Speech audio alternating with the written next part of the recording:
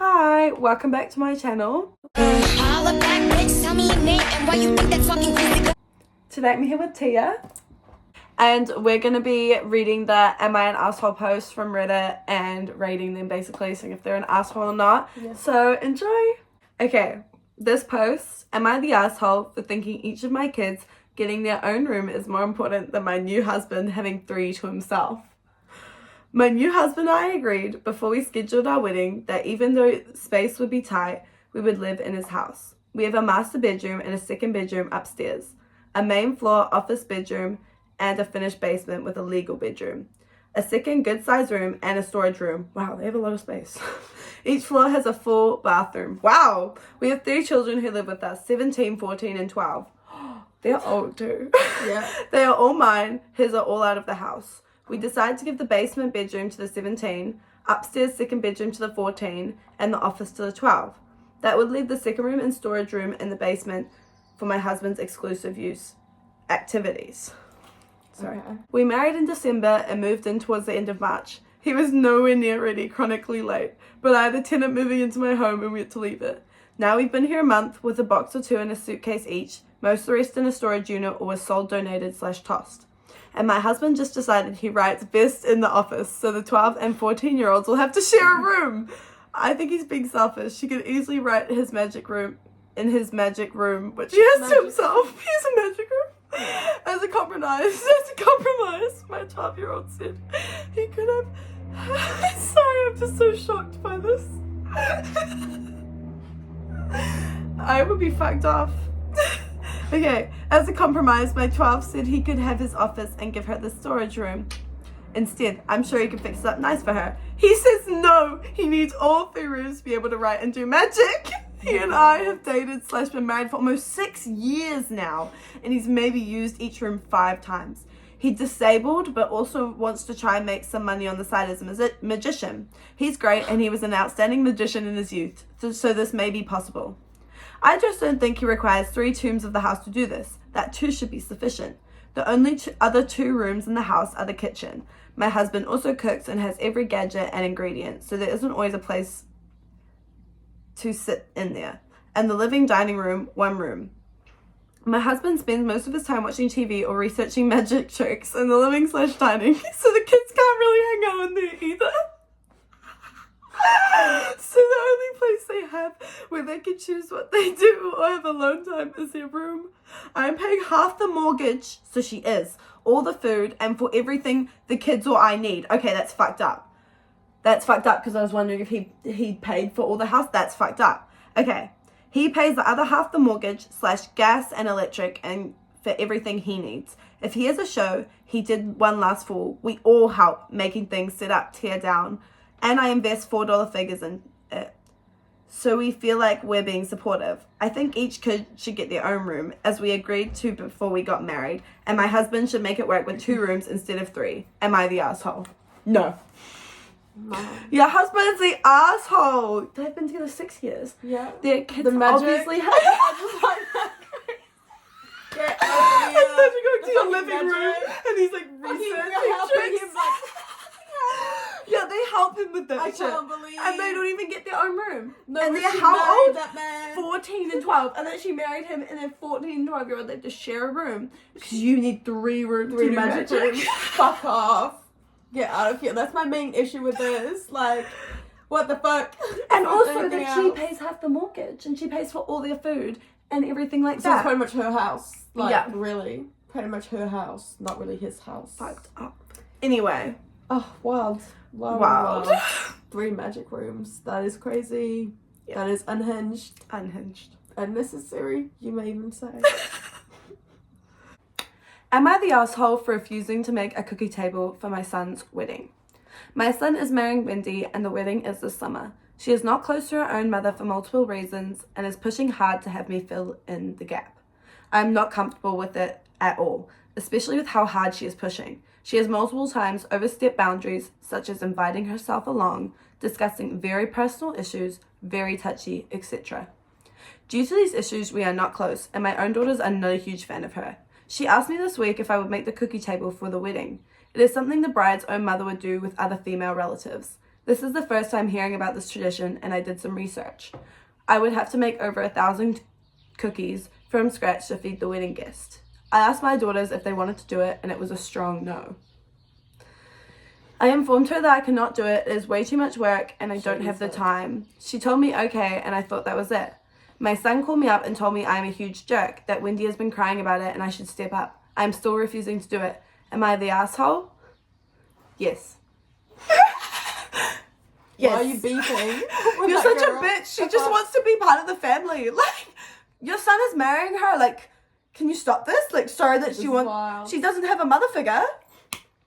Can you not? Like, you guys just sound really cliquey. Like cupcakes, yeah. Yeah, like come on. It's a mother tradition with, like, female relatives. That's really nice. That, like, she's trying, like, she wants me to fill in for her mother. Like, what kind of, like, damn. Can you imagine being, like, that girl and, like, reading this? Right? You are the asshole. Like, I'm sorry. Fuck, I would be sad as shit.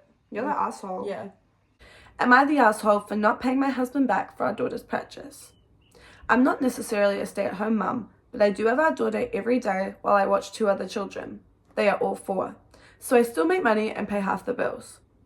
I was in the room with my daughter while she was playing a video game. I was folding laundry. I was paying more attention to my laundry, and my daughter went to the home screen and selected currency to purchase in a game. This was a $50 purchase. My husband's card is connected, so he was charged. He gets the notification instantly that his card was charged and comes into the room asking what happened. I didn't know since I didn't see, and he explained the charge on his card and realized she made the purchase. He said it's fine, I'll just have to pay him back. I asked why, since it's also his child, and he agreed to let her play, and he didn't put pin protection on, so this wouldn't have happened. He said you were the one watching her. I don't think I should have to pay him back for this incident, since it was an accident and she's 4, and I wouldn't expect him to pay me back either if the roles were reversed. He's still expecting payment back though. Am I the asshole for refusing to pay him back? Fuck off. She's 4. I really think you guys need some help in your marriage. Yeah, that's... Your husband is petty as fuck, let me say. Like on all levels. Oh my god. And you're having to write a post about this now of your 4-year-old accidentally spending money on her. This is wild to me. Like, guys, come on. What is he up to? Just have some unity. Like, really. Far out. So bothered. Yeah, that's not a marriage I want to be in. That's what I'm going to say. Okay, the next one. Am I the asshole for refusing to knit a blanket for my new grandson, even though I've made them for my other grandchildren? Already a dodgy title, I'm not gonna lie. I, 53 female, am married to my husband Dan, 59 male. Dan has 2 kids, Jack, 35 male, and Adam, 31 M, with his ex, and I have 2 kids, 29 male and 27 female, with my ex. As a blended family, our kids have been supportive, and they were all out the house by the time we started dating, so they didn't care. All of our kids have children. So far, all my grandchildren, I have knitted a blanket for when my grandkids first leave the hospital, which has been a tradition since I made the first one. That's a cute tradition. Adam has recently introduced us to Kate, 30 female, his co-worker. Kate was married and Adam was dating Sarah, 33 female, who at the time was pregnant with my grandson, Adam and Sarah's second baby, when Kate and Adam started their affair. Oh. Kate realized she was pregnant, so she got a divorce, and Adam broke up with Sarah. Adam and Kate's relationship has not gone down well with anyone, with Jan and Jack refusing to see Kate or Adam. Dan's ex cheated on him, which is still a sore topic for Dan and Jack as he remembers his mum and why they've especially struggled. Ooh. Through this, I have maintained a relationship with Sarah, who is really struggling. Her family haven't spoken to her since she had my granddaughter Annie, 3 female, without being married. Adam didn't go to a single appointment for Sarah, and instead I have gone with her, which has created a rift between me and Adam as I refuse to go with Kate. Whew. The blankets I make are very intricate and take months to make as I make them slowly. I decided to not only make one for Sarah's baby and not Kate's. Adam never asked for a blanket, so I assumed he understood. I was not making him one. I maintain a civil relationship with Adam, but I'm also upset at how he treated Sarah and how he now ignores her and their baby. That's fair enough. Sarah recently had her baby, and I was with her while she was in labor. I gave her the blanket, and she posted her baby's hand and the blanket on her social media. Adam has contacted me to say Katie is invested in having a blanket for their baby. Invested.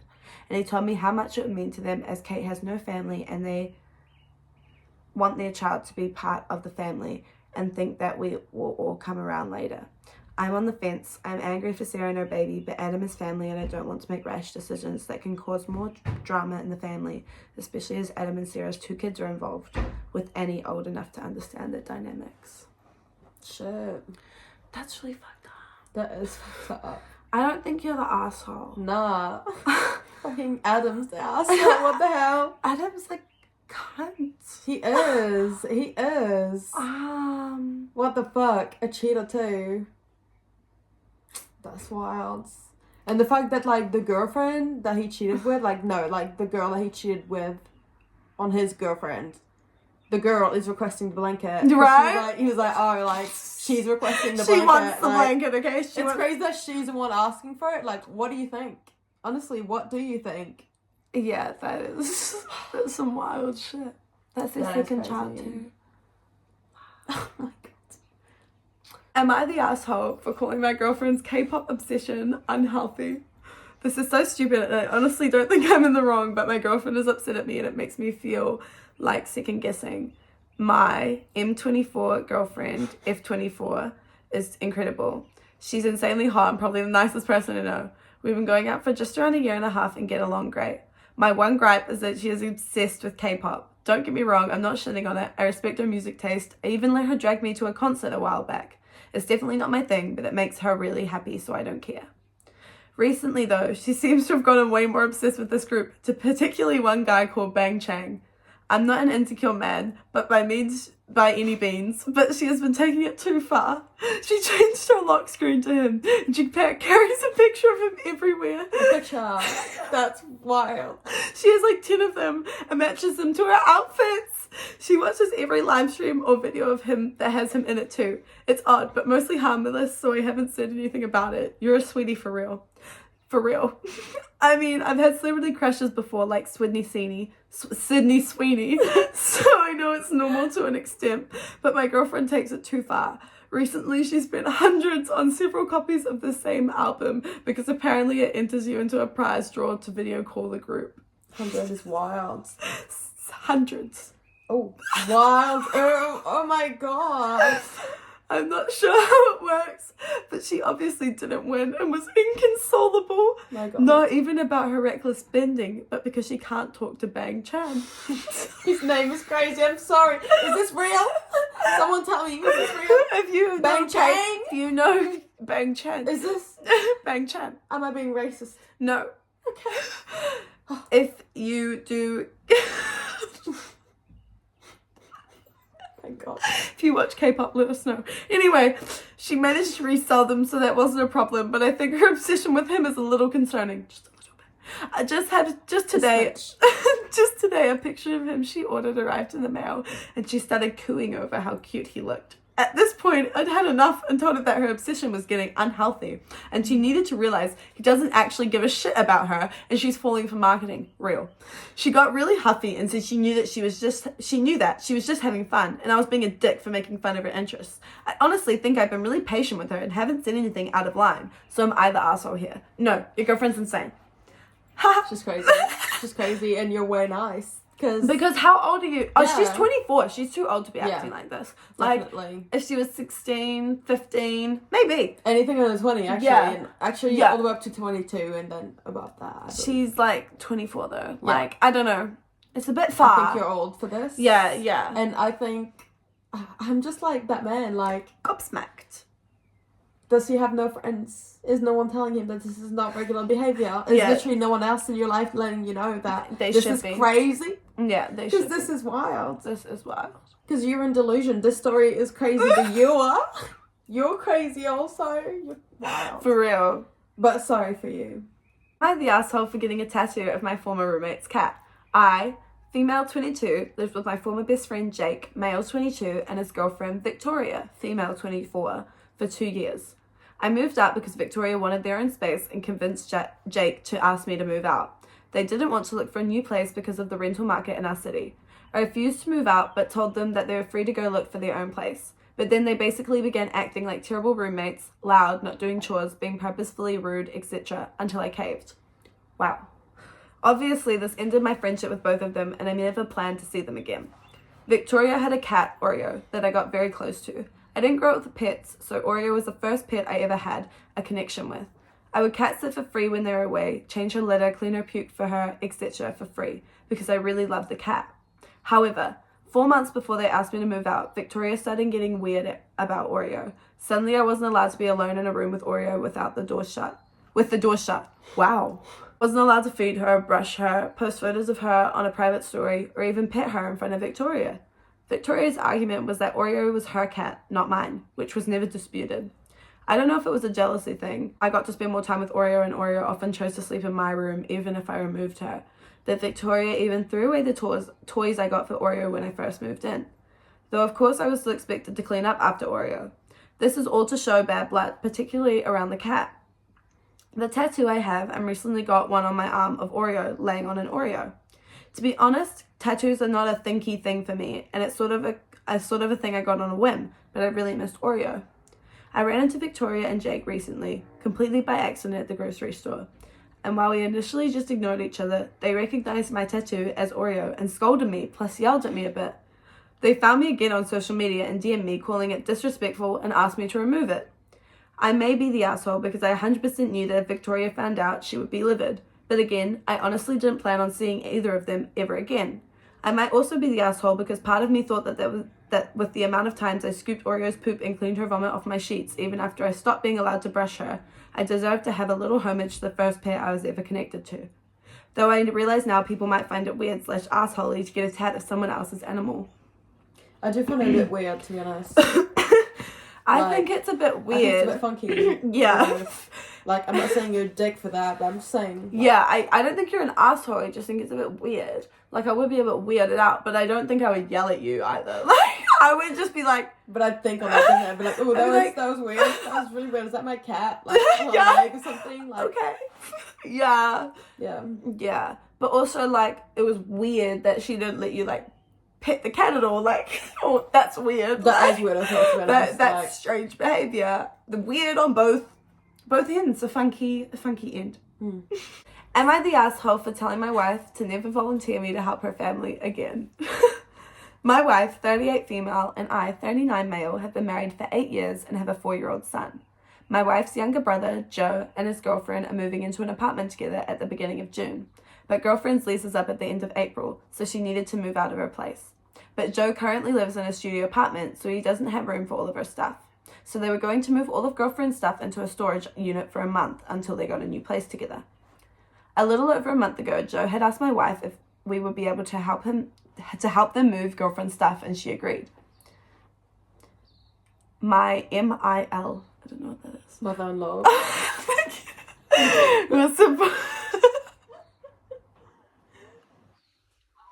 My mother-in-law was supposed to watch our son so we could both help, but she fell ill and had to cancel.